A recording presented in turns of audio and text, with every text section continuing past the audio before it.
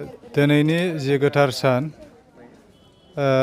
माहारिनि बिफा महात्मा गान्धीनि 154थि जोनोम सान आरो बे जोनोम सानखौ अहिंसा खान्थि हिसाबै मुलुगनां अहिंसा सान हिसाबै फालिनाय जायो आरो मिरु दुलाराय बर' फरायसा आफाद दाबो बेखौ हाबाफारिखौ फालिबाय थादों।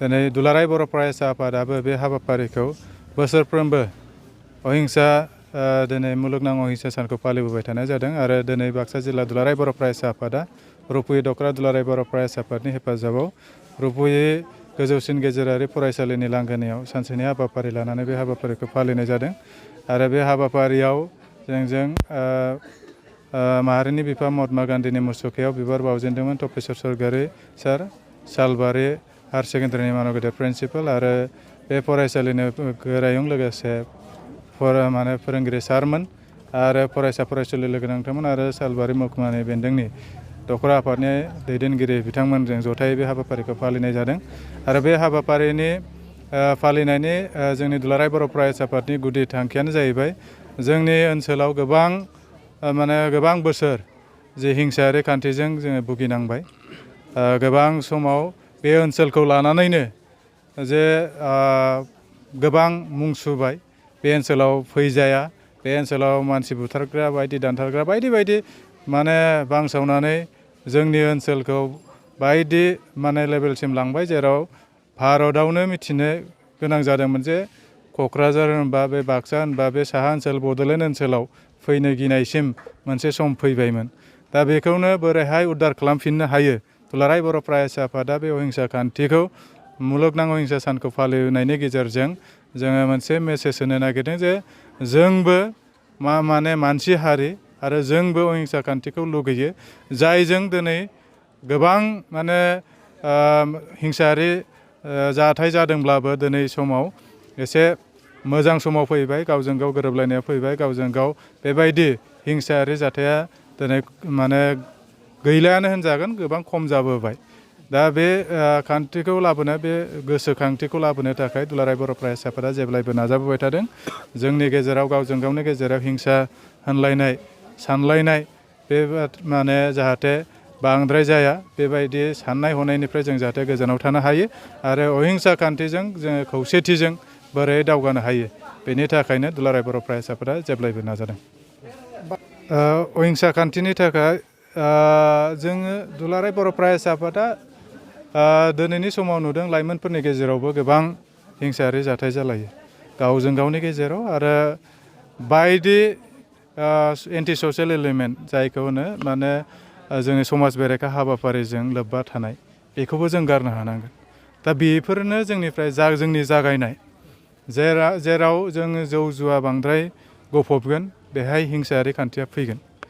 जेराव जोङो गावजों गावनि गेजेराव एखेबारे फिसा जाथायखौ लानानै आखाइ होलायनाय जागोन गावजों गावनि गेजेराव बांद्राय गाज्रिनिफ्राय गाज्रि साननाय जागोन जिउ फोजोबलायनायसिम साननाय फैगोन देहायारि खस्थ' होनाय बा देहायारि साजा होनायसिम फैगोन अब्लानो जोंनि गेजेराव हिंसा साननाय बा अहिंसा खान्थिया जोंनाव फैनाय नङा।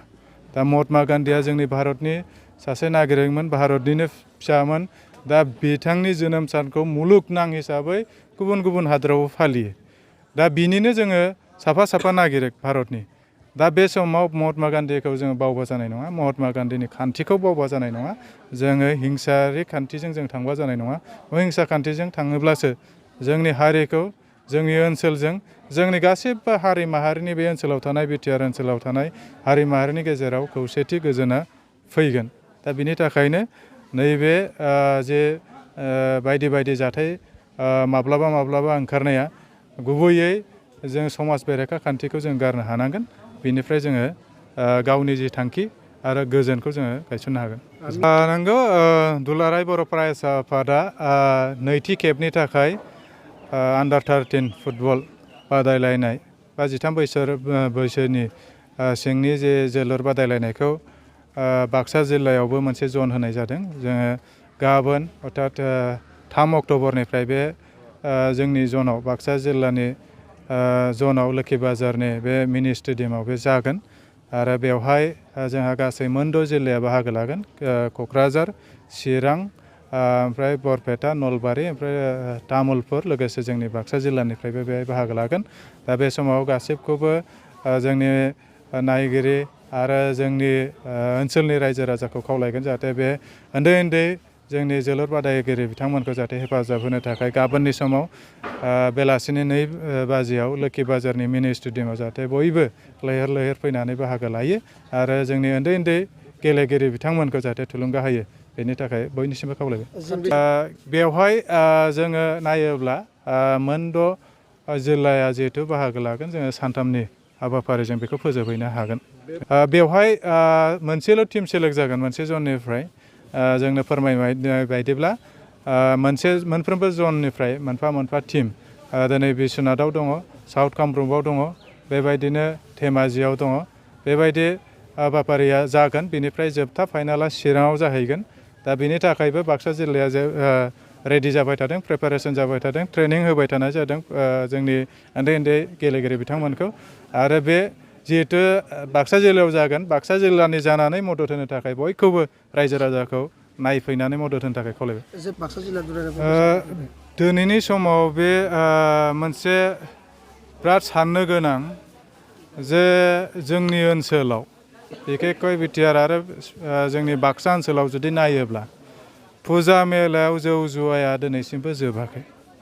बिनि थाखायनो जों दुलाराय बर' फरायसा आफादा DCSP जों सावरायबोबाय थानाय जादों आरो दख'र आफादा बायदि हाबाफारि लानाय जादों। रुपुय हालामावबो जथायै जे फैबाय थानाय फुजा मेलानि सायाव जौ जुवाया जाहाथे बेहाय जायगा मोना बिनि थाखाय हाबाफारि लानाय जाबाय। जथाय आफादाव बेहाय रुपुय ओनसोलनि मोनफ्रोमबो गौथुम आरो आफादफोरा बेहाय ज' जानानै हाबाफारि लादों।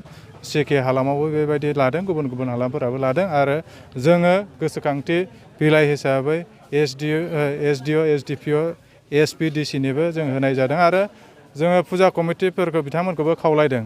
फुजाखौ जोङो गोसो गोथारै हिसाबै फालियो, गोसो गोथार हिसाबै जों सिबियो।